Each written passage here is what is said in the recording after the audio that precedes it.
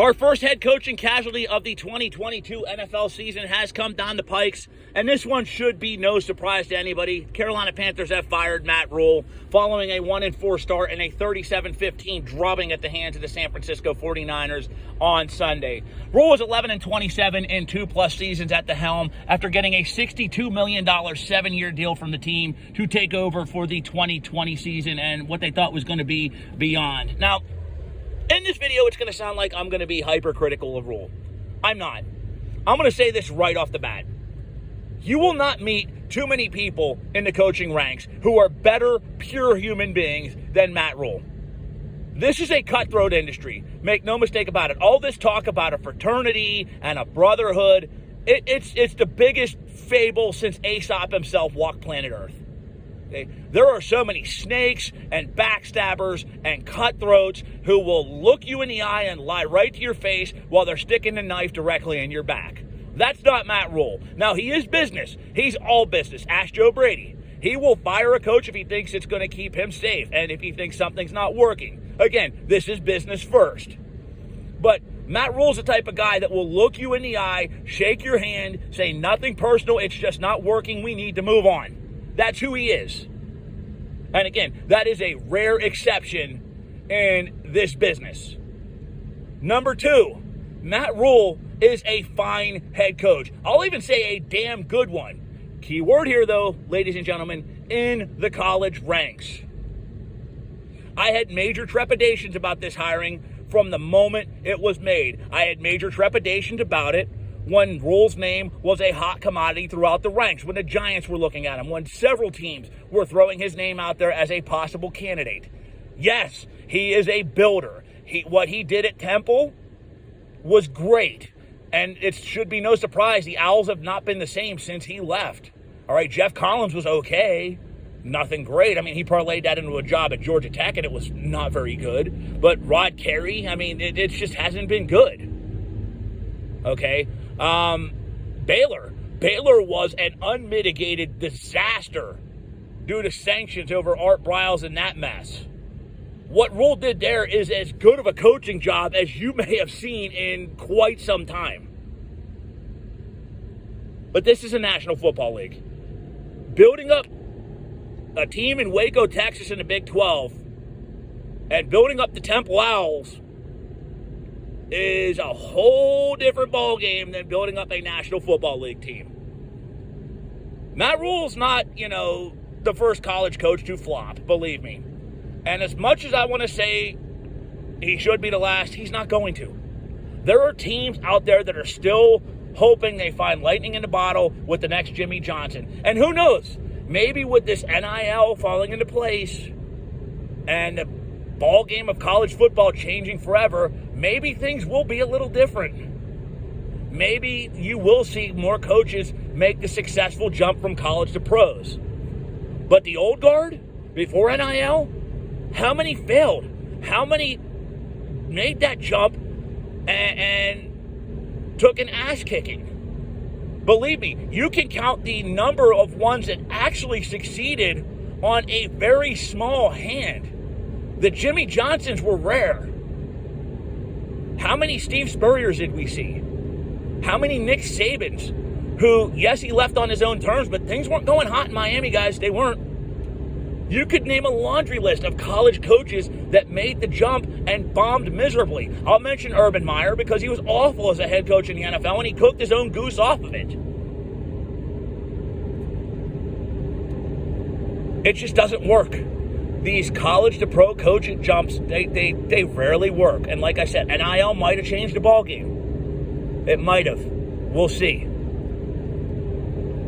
I'll also sit here and tell you that anybody who thinks Matt Rhule is the single problem behind all the woes of the Carolina Panthers, that's like blaming the paint on your wall for the house falling apart.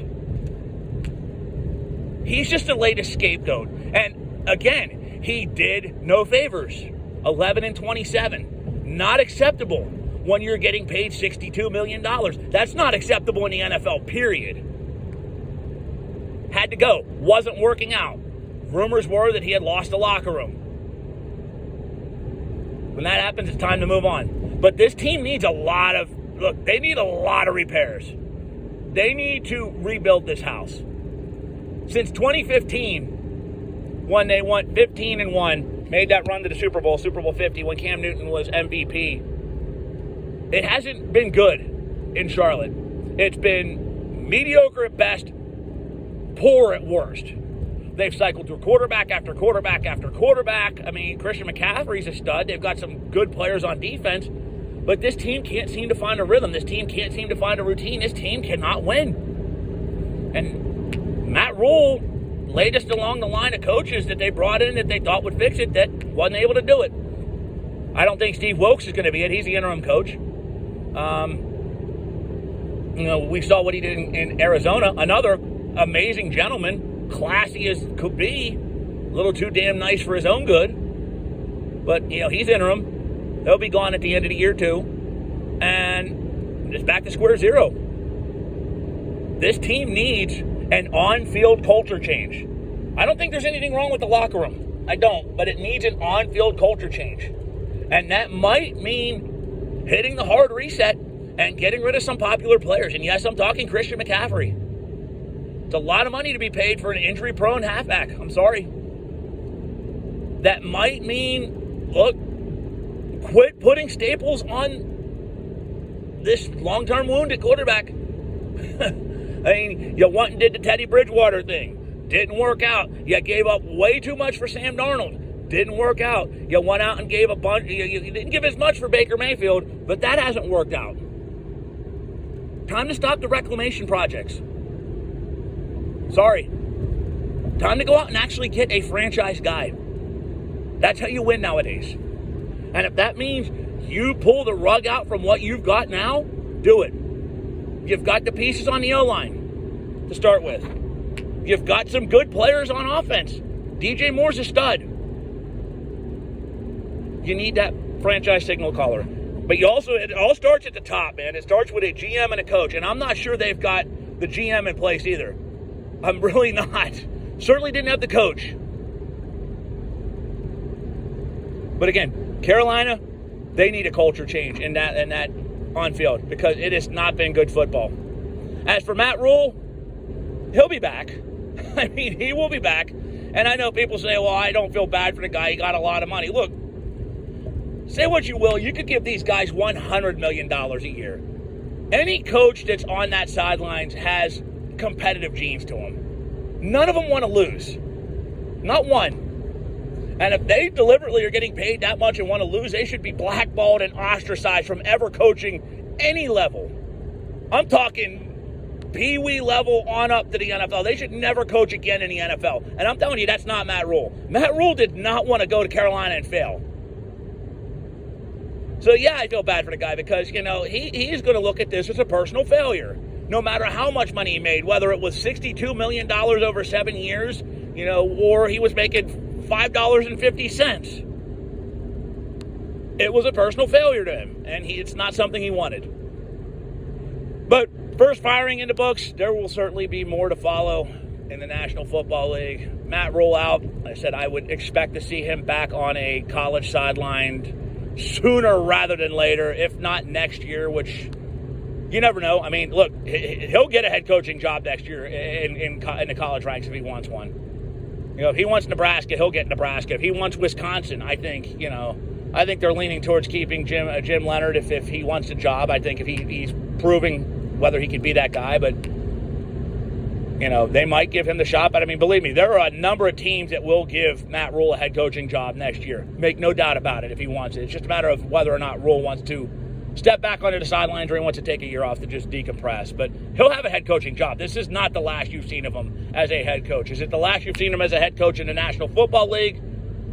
I would say probably yes. And it should be. And if I'm Rhule, I don't want to deal with the NFL again either. I don't want to know where your butter is, know where your bread is, and know what got you to the dance. I know recruiting sucks. I know it does. It's not fun. And that's why a lot of coaches make that jump. Recruiting is a pain in the ass. But you're good at it. You're a good coach in a college level. Don't sell yourself short by going back to the NFL again. And let this be a lesson to a lot of you college coaches. Matt Rhule, Urban Meyer, Steve Spurrier, Bobby Petrino. List goes on and on. Thanks for listening. I'm JP on Sports. We'll talk soon.